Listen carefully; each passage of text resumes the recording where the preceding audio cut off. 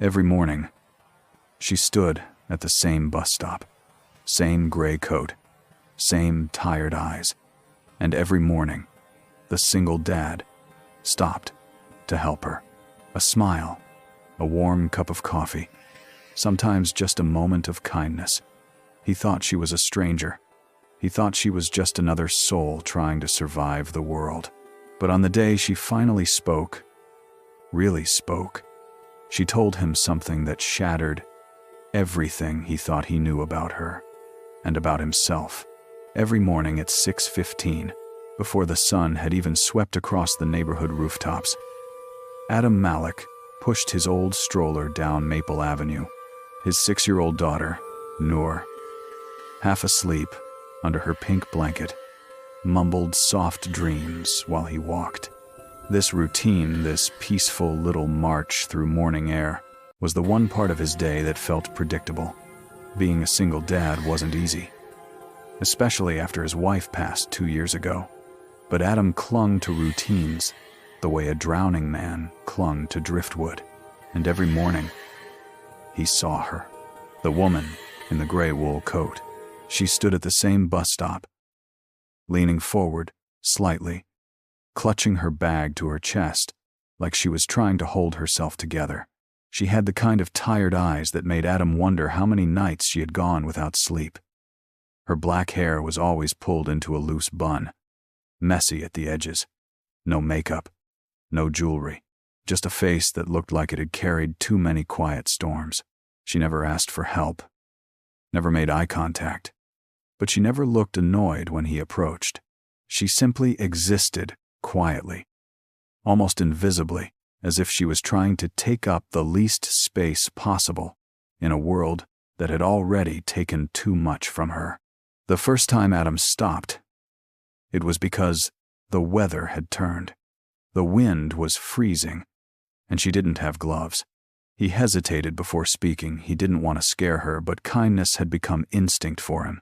"Excuse me," he said softly, holding out a fresh cup of coffee he'd bought on his walk.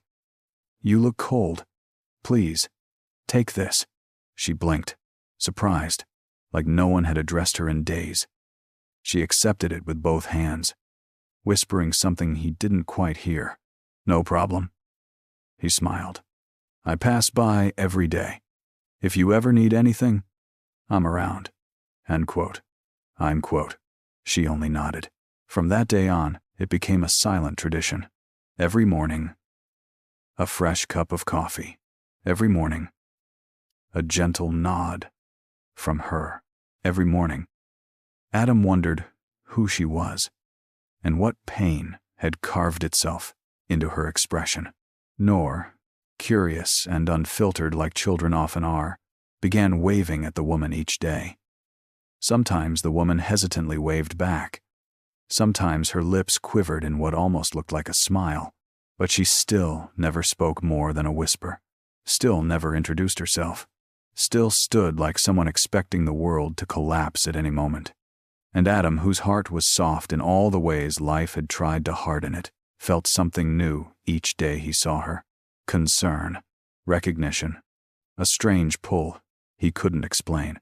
One morning, when the woman wasn't at the bus stop, he felt something break inside him. The routine felt wrong without her.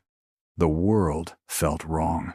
But the next day, she was back again, eyes red, cheeks wet like she'd cried all night. He didn't ask why. He just handed her the warm coffee and said softly, "You matter." For the first time, she looked up at him, as though those two words hit something deep inside her. But she still didn't speak. Not until the day that changed everything. The morning it happened, the sky was heavy with clouds, the kind that promised storms. Adam walked the usual path, pushing Noor in her slightly wobbly stroller, humming a lullaby his wife used to sing. He was thinking about little things, the grocery list, the overdue electricity bill, when he saw her.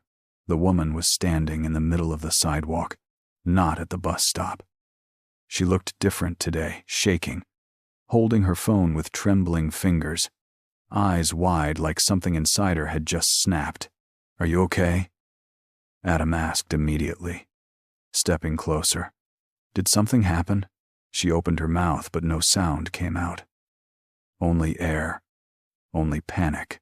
Without thinking, Adam stepped forward, lowering his voice. "Hey, it's all right.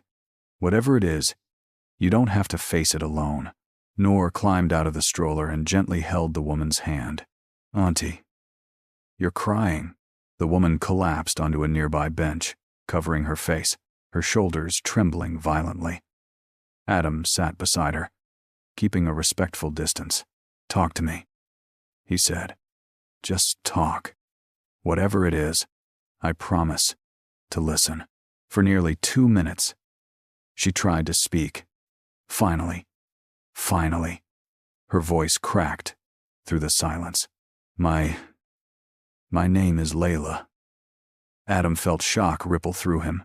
After months of greeting her every morning, he finally knew her name. She kept going, tears falling freely now. "I'm not waiting for the bus," she whispered. I don't even work anymore. I lost my job 3 months ago. I come here because I don't want to be at home. It feels like the walls are crushing me." Adam's heart clenched. She pressed a hand against her chest, her words trembling violently. "I didn't know where else to go. But every morning, you came." She looked at him, really looked at him. "You were the only person who saw me. Everyone else passed by me like I was nothing. But you made me feel human again." Adam swallowed hard. Then came the words that changed everything. "Adam," she whispered, "I know you think you were helping me, but the truth is, you saved my life. I was planning to end everything the morning you gave me that first cup of coffee." He froze. The world around him blurred, muffled, like someone had pressed pause on everything except her trembling voice. "If you hadn't stopped, if you hadn't looked at me like I mattered, I wouldn't be standing here." Tears streamed down her cheeks. "You saved me without knowing my name, without asking for anything. And I don't know how to thank you." Adam felt something inside him break and mend at the same time. He took a breath. Voice soft but steady.